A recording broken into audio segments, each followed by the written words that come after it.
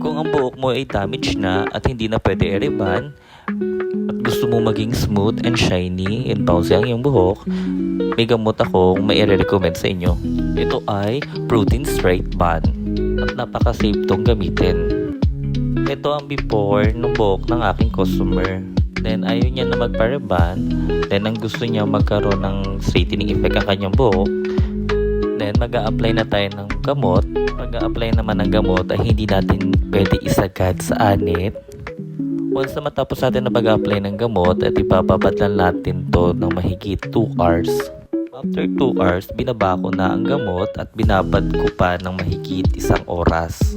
Pagkatapos ng babadan ay pinabandawan ko na ito at hindi kami gumamit ng shampoo. Papatuyuin ko lang to. After natin patuyuin ay paplansyahin ko na. Ito naman ang itsura niya pagkatapos ko siyang patuyuin.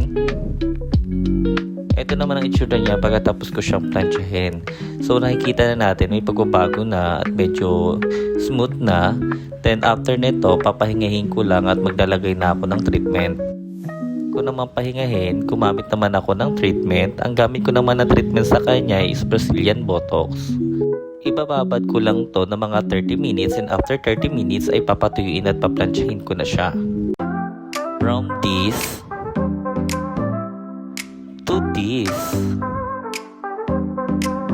This is the final result.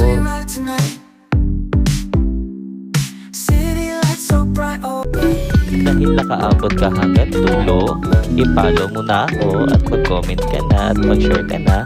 Malay mo, ikaw ang mabigyan ng free hair treatment at free hair color. Gusto magpa-booking, i-PM nyo lang ako sa account ko. At located lang po kami sa Barangay Ibingay Campsite sa harap lang po namin ng chapel ng police. Hanggang sa muli, bye-bye!